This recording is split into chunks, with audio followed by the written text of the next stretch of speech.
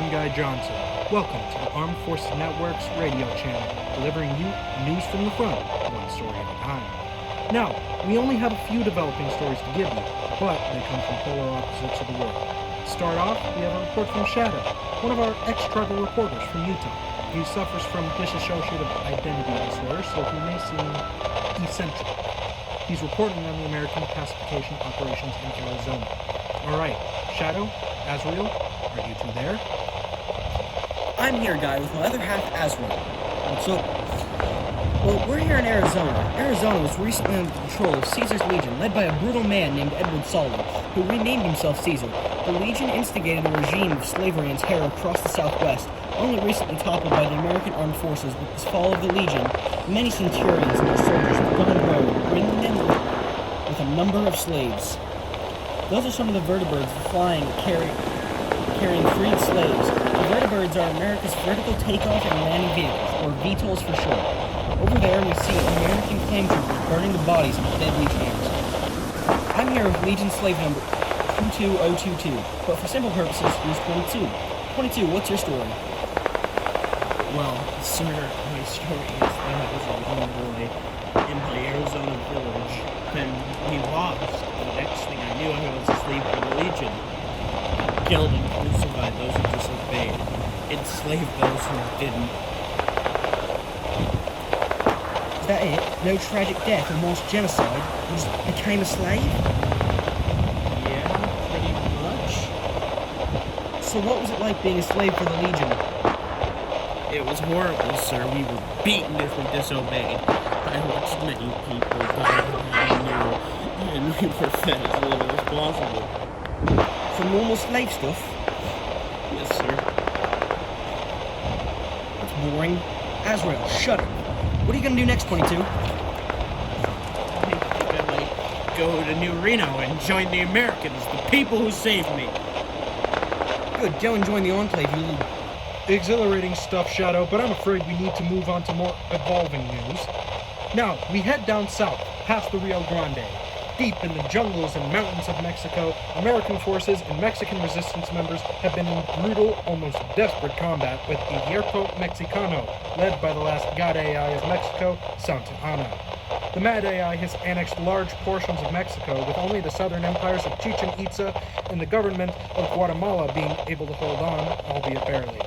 Santa Anna's regime has slain many, overthrowing governments like the Republic of the Rio Grande, the Free Fighters, and the Aztlan. It lords over the country, sucking it dry of resources like a true tyrant, though his rule seems to finally be failing.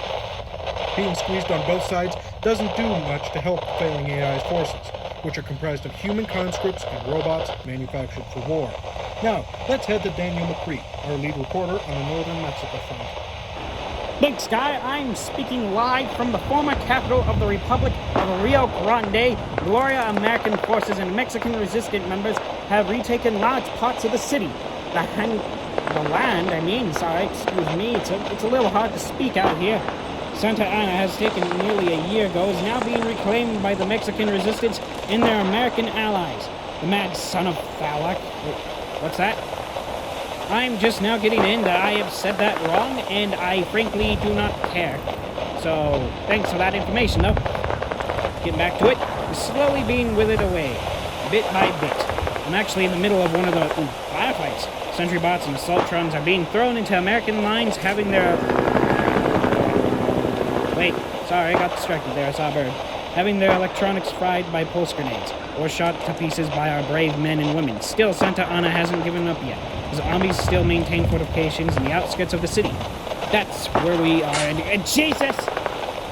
Daniel, are you there? I'm watching sentry bots fire over our heads. I felt a round skin pass Bob in my eyeball. He's my protectron. Got him with me. He's my companion through thick and thin. Okay. Bob! Do something! How's the damage in Gloria, Daniel? What?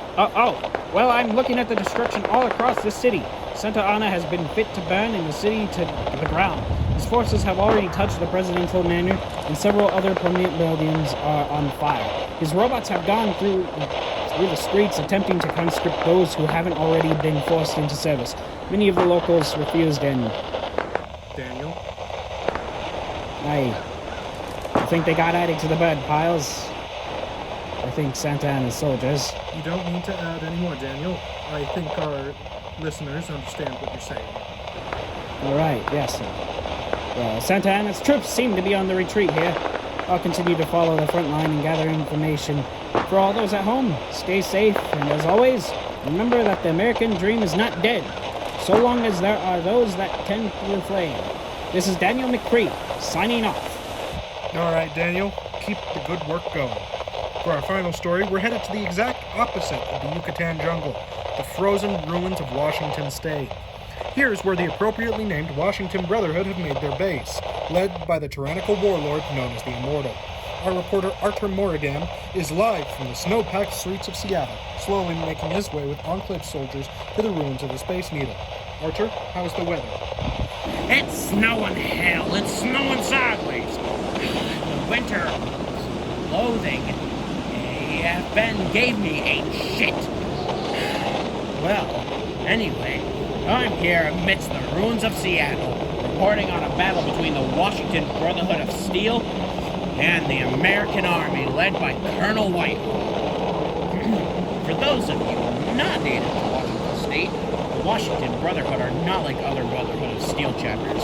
They engage in forceful conscription, slavery, raiding, and inhuman experiments regarding pre-war research installations known as Site 01. It looks like the attack is about to start here. There are tanks moving in to kill these slave-taking bastards. Look, the Brotherhood are bringing out sentry bombs and Techtrons in an effort to buy time. There's American power armor troops in their sweet, sweet power armor. So sleek, black, and durable. Oh, and that's Tesla armor. Why, I can feel that electricity from it. Sweet Jesus, that one almost hit me. All right, back to you guys. All right, come here, you candy-ass raiders.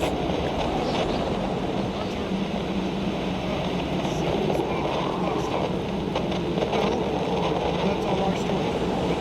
3 stories across the wasteland. 3 stories of tyrants, dictatorships, and empires.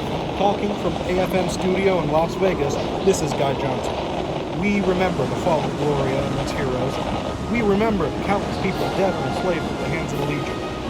We record their stories here so that they may be listened to generations afterwards. Good night, America. God bless our nation. God bless our troops. And God bless our